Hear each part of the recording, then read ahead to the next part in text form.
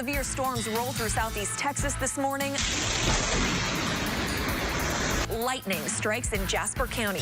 We're on the ground as the lengthy and expensive cleanup begins. And history made. Zena Stevens gets sworn in as the sheriff of Jefferson County, becoming the first African-American woman to do so in Texas history. What her first moves as sheriff will be. Live from Southeast Texas, 12 News at 5 starts now.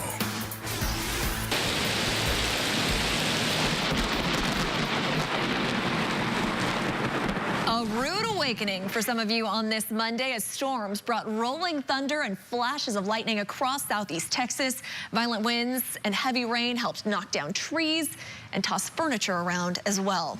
Thanks for watching 12 News. I'm Brandy Smith. Erica has the night off. We have team coverage of the storms tonight, beginning with 12 News reporter Ryan Henson. He's live in Jasper. Ryan, the weather caused quite a mess up there. Yes, and Brandy, after those storms blew over, since about midday, neighbors have been out in full force in the neighborhood, just picking up everything from limbs to small tree limbs to actual trees. In fact, just behind me, just a couple minutes ago before the show started, it's back to the way it was just a couple of days ago. Live in Jasper, Ryan Henson, 12 News. Well, a lot of you grabbed your phone or camera to document the storm as it rolled through. Here are a couple of your posts. These pictures come from Kennedy in Brooklyn. They show the trees the wind knocked over. Gus also busted the fence out front. Kennedy also sent us some video of wind tossing around her patio furniture.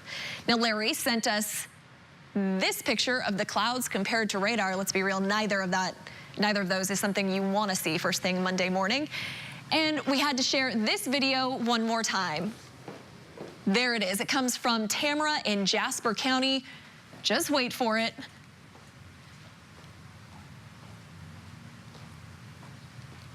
Nope, it looks like it stopped. Anyway, you can watch that video on our website, 12newsnow.com. You'll see lightning strike a tree right outside her house. Remember to share your weather pictures.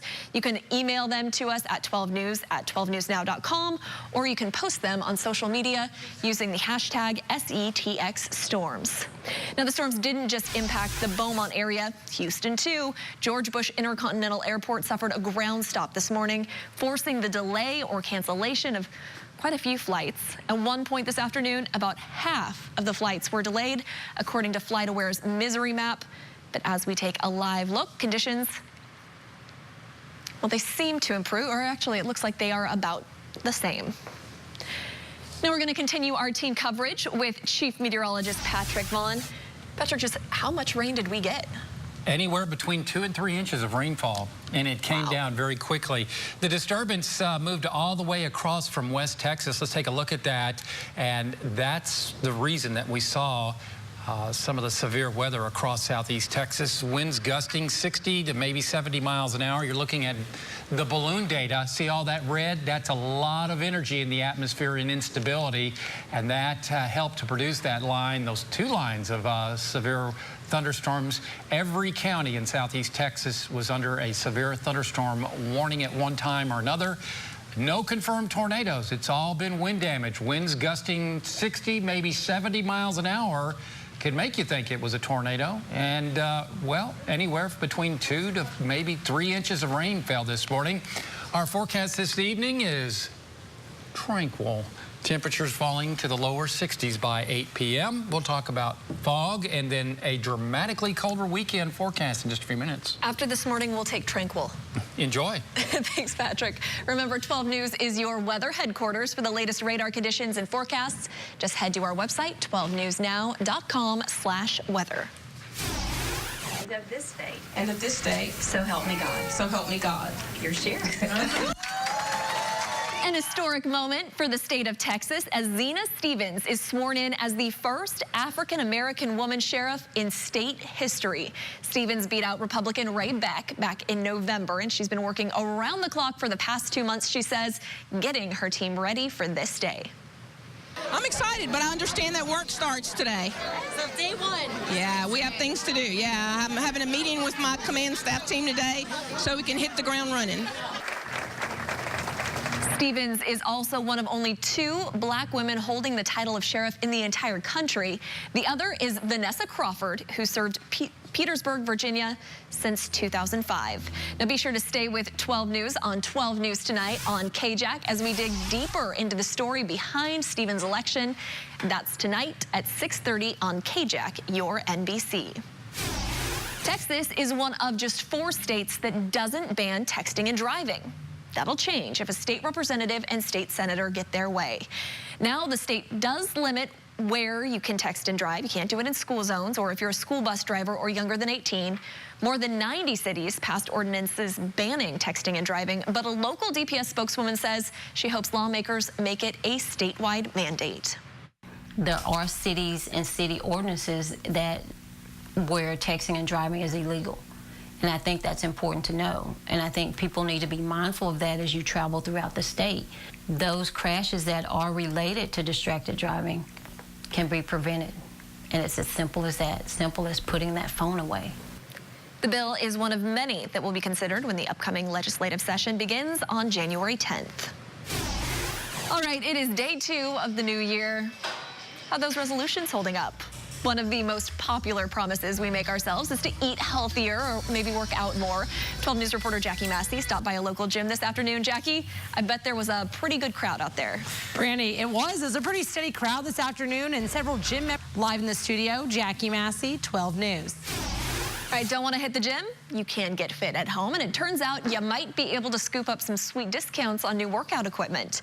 Consumer Reports says treadmills, ellipticals, and digital scales all go on sale in January. Well, looks like we could see some patchy fog in the morning. Don't think it'll be real thick, but something to contend with on your drive to work or school, I believe, tomorrow. We'll talk more about a colder weekend forecast just ahead. We didn't have a check for this song, so we'll just say it went to #1. All right, just relax to the left. All right, next, sabotage or just a really bad performance? The latest on the battle between pop star Mariah Carey and ABC.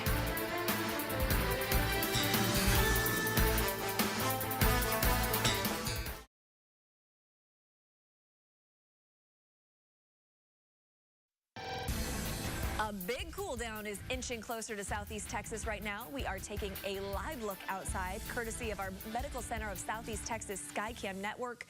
To put the strength of this cool down in perspective, the temperatures we're seeing right now are the warmest temperatures we're expected to see until Monday. Thanks for joining me for 12 News Tonight on K-JAC. I'm Brandy Smith. Vanessa is off tonight. Now, we have team coverage of the Texas-wide cool down, really country-wide cool down, beginning with Chief Meteorologist Patrick Vaughn. Patrick. Brandy, we're expecting those temperatures to continue to slide into the upper 30s and lower 40s. Hopefully you can see those numbers. I really can't see them from this distance, but otherwise it looks like by Friday morning temperatures should be into the upper 30s, lakes to the lower 40s in the triangle. By tomorrow afternoon, temperatures will continue to fall, and we could see wind chills down into the upper 20s across the area. And then by, say, Saturday morning, looking at well, temperatures and wind chills down, in, I should say temperatures down into the upper 20s to lower 30s, maybe teens as far as wind chills. All right, this is possible. This is more like unlikely, but there is a slight chance. Just want to fill you in that we may see a little bit of sleet, kind of like what we saw last week. Those little BBs of ice falling from the sky.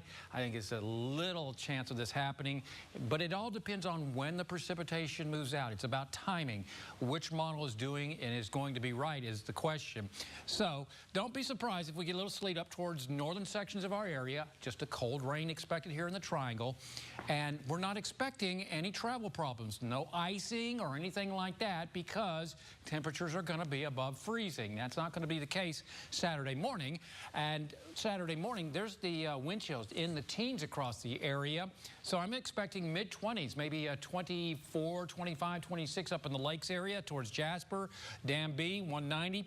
In Beaumont, maybe 27. 27 in Orange, maybe about 28, 29 in Port Arthur. So you're looking at about 6 to 9 hours of freezing temperatures coming up in the triangle, more like 8, possibly 10 to 12 hours up towards the lakes area. So it's going to be a hard freeze up that way, so you want to take care of plants and pets. Usually with 24, 25, we're okay. But if your house is up on stilts, up towards northern sections of our viewing area, especially northern Tyler, northern Jasper, northern Newton counties, may want to think about dripping your faucets or at least shutting off your water. We'll talk much more about what we can expect over the next 24 hours in just a few minutes. Thank you, Patrick. Texas, far from the only place across the country experiencing this cold blast. We continue our coverage with a look at weather conditions all across the U.S. Snow is already causing some major travel headaches. Reporter Vida Urbonis is outside Denver International Airport to show us what kind of headaches they're experiencing there. Vida? Hi, everybody. I'm Vida Urbonis. We are outside of Denver International Airport, where more than 140 flights have been canceled today alone due to this snowy and icy weather out here. 100 flights were canceled yesterday. I'm going to step out of the way and give you an idea of just what we're dealing with. You can see the roads are super, super slick. The cars are going very, very slow. You know, the plows have really been out, but because it is so bitter cold, it is hard for them to keep up and even get down to the pavement out there. I will let you know, just driving across the metro area today, we have seen accidents along the side of the roadways. In Denver, Vida Urbonis, 9 News. I'm Ben Powell reporting in Greensboro, North Carolina, where forecasters are calling for anywhere from 1 to 6 inches of snow here in the Triad. That means we're in full-on preparation mode. City crews have been out spreading brine on the major roads and bridges. Grocery stores have been packed with people buying bread and milk and other supplies, and some people are using the snow to their advantage. Cole Bowen and his family set up a booth to sell sleds in Burlington. Stay tuned for our continuing coverage of the winter weather storm. For now, I'm Ben Powell reporting in Greensboro for TechNet. News 8 meteorologist Kyle Roberts here in DFW. We are expecting some wintry weather across North Texas. Snow showers up near the Red River. Flurries for Dallas-Fort Worth. Not expecting any big issues in the Dallas-Fort Worth area, but could have some travel problems with accumulation of mainly less than an inch in our northern areas up near the Red River. Flu season is something we start talking about when temperatures dip like this, but Beaumont Public Health reports fewer cases this year. 12 News reporter Troy Kless explains. Okay, and I guess how long have you been? For Michael Relford, it's all about being safe, not sorry, when it comes to his health. He prepared for this flu season and got the vaccine last month. He says that's better than the other option, spending days on the mend when work needs to be done. Like I said, I don't like to get sick too often. Doing my job, and I'm going to school, so I'm trying to prevent getting sick so that I can be healthy during this flu season. Flu season can vary from year to year, but right now, Beaumont Public Health says cases are going down. Even so, doctors encourage you to take that simple but critical step in beating any bug this winter.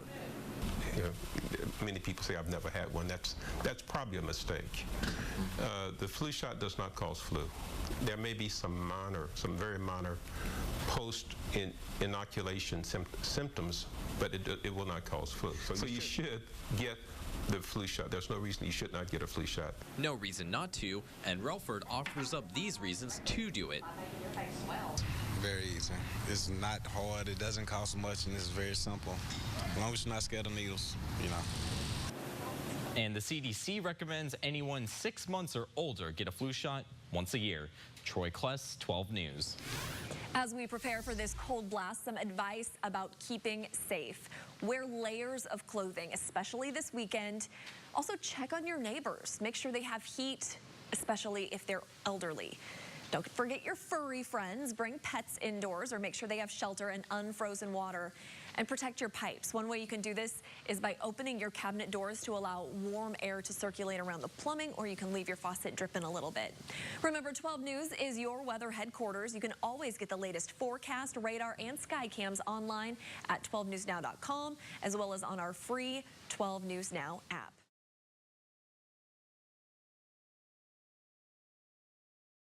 All right, trending tonight, running a company's Twitter account isn't easy. People don't usually tweet you if they're really happy. Actually, usually they're pretty mad. As you might imagine, some social media managers dream of sending back snarky responses, and Wendy's didn't just dream it. The fast food chain did it. Take a look. This was in response to someone criticizing their slogan, "Fresh, never frozen." One tweeter says, "I still won't eat it," to which Wendy's responded, just K. Another person asks, where do you get your square cows? The company's response? At a farm a few miles away from where most get their circle cows. Then someone asked how to get the job responding to tweets, which apparently only requires infinite patience and encyclopedic knowledge of cheeseburgers. I like it. It's fun to have snark. We get those tweets and messages sometimes. It would be really nice to be able to fire off with a little snark back. Yeah, it would. So good for them. I like that. I might have to go to grab me a burger at Wendy's tonight. Just because I'm a Twitter fan too. And so they need some more service tonight. Okay, have you seen this? One of the most prominent parts of the DC skyline was missing last night. The lights at the top of the Washington Monument went out around 7 o'clock. The National Park Services believes there was a problem with the automated light program. The monument has been closed since August because of problems with the elevator. It is expected to reopen in 2019. And check this out. A big rig crash shut down I-10 in San Antonio today. It looks like the truck's hydraulic lift turned on, ramming a TxDOT sign. This happened early this morning, but it took most of the day to clean up. We're going to be watching a warm front move up the coastline coming up through the day tomorrow, and that may kick temperatures into the low to mid 60s tomorrow afternoon. Then the strong cold front sweeps through tomorrow night, and that means a drastic cool down as we head towards Friday. Your forecast just ahead on 12 News. And as we head to break tonight, we are celebrating National Trivia Day. Do you know the answer to this question? What is the official snack of Texas? Talk amongst your family and your friends. Figure it out. Don't Google it. See if you know it without the internet. And we'll give you the answer in just 2 minutes.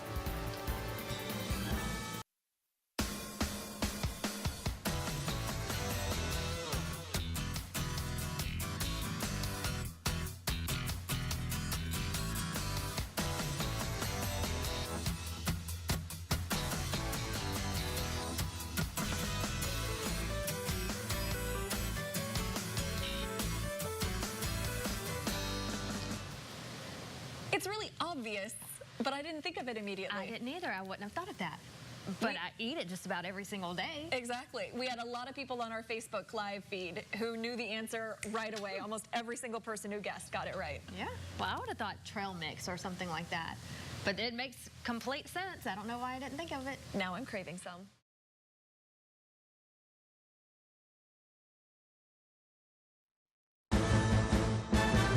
Now at 6:30. River levels rising. There is an expected closure of the interstate sometime today. Interstate 10 East preparing to shut down. Helpless. Everything we've known is gone. Homeowners escaping flooded homes. If we don't get more sandbags, we're going to be flooded out. 12 News flood coverage starts now. Live from Southeast Texas, 12 News at 6:30 starts now. Continuing team coverage tonight of the severe, relentless flooding throughout Southeast Texas. Welcome to 12 News at 6:30. I'm Vanessa Holmes. Take a look at this exclusive footage behind me from high above the Sabine River. You can see here the water completely engulfing houses in Orange County, flooding train tracks in Orange County. They're not passable. They are unpassable at this hour. Then right here, that water creeping onto Interstate 10. The Sabine River so high, Louisiana State Police have shut down I-10 westbound lanes. We have team coverage tonight of the flooding, and we begin with Rebecca Trejo, who is live on Interstate 10 with the latest on conditions there. Rebecca. Vanessa, I want to show you some of the water creeping up here on Highway 87 and I-10 in Orange. It's still passable, but cars are slowly creeping by the high water. And I want to remind you that I-10 eastbound into Louisiana remains open. Any cars that pass by here, they're not going to be able to make a U-turn until Highway 27 live in Orange. Rebecca Trejo, 12 News. Rebecca, thank you for that. Now, if Interstate 10 eastbound does close, there are some suggested alternate routes to get to Louisiana. From Beaumont, just head up East Tex to Lumberton, then take Highway 96 north to Highway 59. Take that northbound to Interstate 20 in Marshall. That is the official route to Louisiana. Now at Shreveport, when you get there, you can go south on I-49 to Lafayette. If you're in Orange County, take Highway 62 north to Highway 96 in Beaumont. But again, this is an alternate route only if I-10 East closes. Continuing our team coverage now, Chief Meteorologist Patrick Vaughn, who is in the Weather Center with the latest on these rising river levels. Patrick. Well, Vanessa, obviously we're cresting now over towards Deweyville at 33.2 feet. Coming up.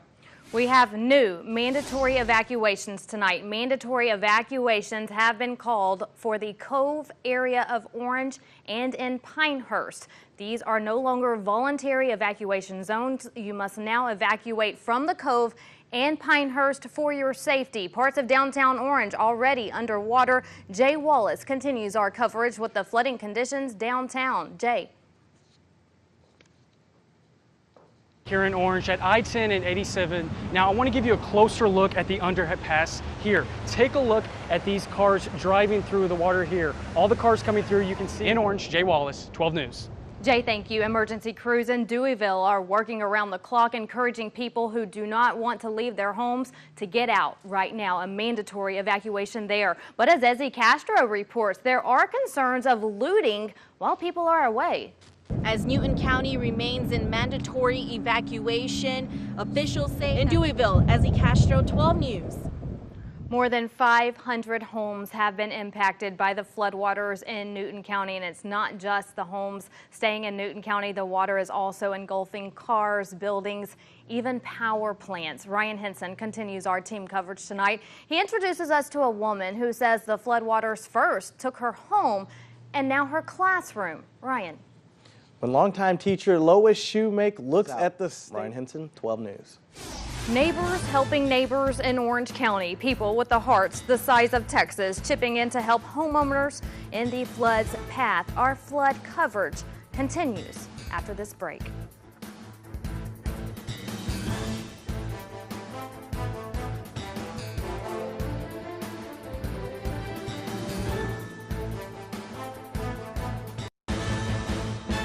We're back, continuing our 12 News flood coverage. Homeowners in Orange are stocking up on sandbags, trying to protect their homes. Take a look at this between 16th Street and Simmons Drive. As of now, cars and trucks can get through, but the water is rising. And a few blocks away, 2nd Street between Decatur, already rising into yards. The water is coming in, and I feel like if we don't get more sandbags, we're going to be flooded out. Because the water is getting pretty high, and you know, they say the alligators and water moccasins are coming over, so yeah, we're going to get out. If you are in need of sandbags, you can see a list of sandbag locations on our website. Just click on 12newsnow.com. Patrick. All right, a little bit of everything in that forecast. But as you can see, your clicker worked. Yes, it did. But look at the sun right there. Lots of sun coming up and dry weather coming up Sunday, Monday, and Tuesday. Very good. I like how you did that. You're very talented. And on most days, you can hold on to this very well. It just. Butterfingers. It's okay. You're a busy man. Yes. You've been busy today. Thanks, Patrick. Don't go away. We're answering your questions when it comes to flood insurance. We talk to insurance agent Aaron Johnson when we come back.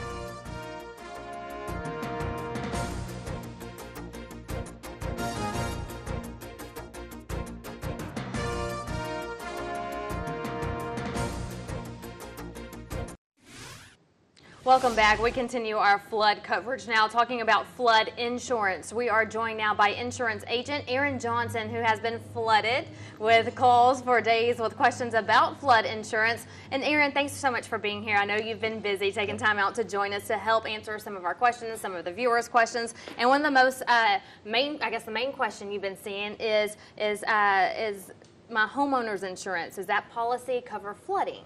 Now, that's a big misconception many people have. Homeowners insurance does not cover flood. Flood is strictly defined as the rising of water, and most people feel, well, I have a windstorm policy or homeowners insurance policy, I should be covered, but that is not the case. Flood is always a separate policy. And what about federal disaster assistance? A lot of people think that the federal monies will help rebuild their homes. We've seen that in the past, but that's not always guaranteed. Flood insurance, again, is backed by the federal government. It is a department of FEMA. So you can't always guarantee on federal assistance to help you in the event of a flood. Now, whenever we did start seeing flooding trickling in, people started calling you. Is it too late to get flood insurance? How does that work? Unfortunately, it is too late. Flood insurance has a standard or minimum 30-day wait that's mandatory unless you're closing or having a mortgage on a home. If your bank requires you to have it, then you can get it then. But no, all flood insurance policies have a 30-day wait, so you can't get it. So right now it is too late for Southeast Texas, so this is something you can keep in mind for the future. For the future, who is someone that they can call if they do want a flood insurance policy? The best, you can call any insurance agent. Anybody can get flood insurance for you, but know what you're getting and know what you need and all that. Of course, you can call any insurance agent that can help you, or you can go to www.floodsmart.gov. They have a lot of information there for you, shows you what type of coverage you would need, what all flood insurance does, and all that. All right, and so there's a lot of questions too, different types of flood insurance. That can get confusing. It's not as confusing as things. Flood insurance is one of the most simplest forms of insurance there is. Basically, you get it, to cover your house and your contents, go through the wait time. There are some different deductibles and things, but mostly it's very simple because it's a pre-packaged program through the federal government. And once again, it is too late right now to get flood insurance, so something that people need to know going forward. That's correct. It is too late to get it now. There is a 30-day wait unless you're buying a home. And with hurricane season around the corner, this should tell people to, we really need to start thinking about it. Be prepared. It's an eye-opener, yes. Absolutely. So definitely be prepared. I know you've been busy. I know your emails have been coming in. People have been calling you. But if people are watching right now and they do have a question, is there a way that they can reach you? Sure. You can call our office at 409-838-5579 or email me at aaron@twfg.com. We can definitely, be glad to help anybody because there's so much going on right now. All right. Thank you so much for stopping in tonight and answering some of our viewer questions. Thank you, Vanessa. All right. Well, Patrick's back with a look at how much more rain we can expect later this week. Stay with us here on 12 News. Well, we are expecting more rain in the forecast, and at this point, it looks like Futurecast dumping about 6/10 to 7/10 of an inch, so just over a half an inch through Saturday. Could see as much as an inch of additional rainfall.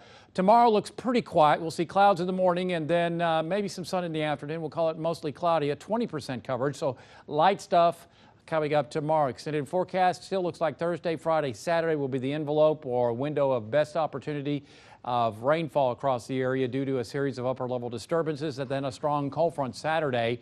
And that means much cooler weather as we head on into Sunday, Monday, and then we'll start warming up by Tuesday. Lows could be close to 40 in the morning in Beaumont on Monday and into the upper 30s in the Lakes area. Spring starts, of course, on Sunday. Here's a map put together for all of the mandatory evacuations across Orange. You can see east of the railroad tracks, including all of eastern sections of Orange, down along the river to downtown, and all the way over towards the Cove area. These areas are under a mandatory evacuation, and then also around MacArthur Drive and around Camelot and in through Pinehurst. The water coming back up, say the Adams Bayou, may be absorbed by the marsh, so that is probably a good thing for West Orange Stark, though we're still watching this very intently, so maybe some good news there. A lot of the water is being absorbed in through the marshes of southwestern Louisiana as this all continues to flood down to the south, and that is also some much better news for maybe Bridge City, although folks right along and close to the bayou, Cow Bayou, could see some flooding. So that's the very latest as we continue to head towards later tonight when the water is expected to crest tonight, or really tomorrow, over into, Orange. All right, thank you, Patrick. Let's take a look at some of your viewer pictures now. We always encourage a lot of you to send in your pictures to us when you can. If we can take a look at our website, 12newsnow.com. The unique thing about our website we want to point out is that you can go county by county. So depending on where you live, you can click on the county and it will take you to what it looks like in your neighborhood based on what our viewers are sending to us.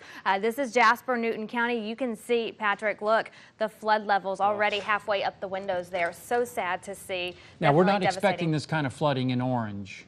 Just okay. A reminder. So if you're in Orange listening to that, that's a good thing. Yeah. But again, these are pictures from Jasper, Newton County.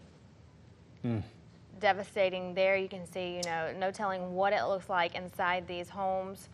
Just river levels. Hopefully they can salvage it, or the cleanup is just going to be massive around here. Yes, and you can see, I'm going to go back to this That's picture. devastating. You can see a boat just went through and just how deep it is right there. We do want to let's go to Hardin County now. Look at some of those pictures here. We showed one of these yesterday. This is a family, friends helping out people to evacuate, putting sandbags up around homes. So we mentioned earlier that, the Southeast Texans are really great about that. They always come in to help. We've heard stories of how people have lost everything, but instead of evacuating and staying put somewhere, they're out helping their neighbors, and that's just great to hear. The story of the folks in Deweyville who have lost everything going to help folks in Little Cypress. Absolutely. So keep those pictures coming. We'd love to see what you're seeing in your neighborhood. You can send them to us on Facebook, Twitter, Instagram, anywhere on social media, and you can also email us 12news@12newsnow.com.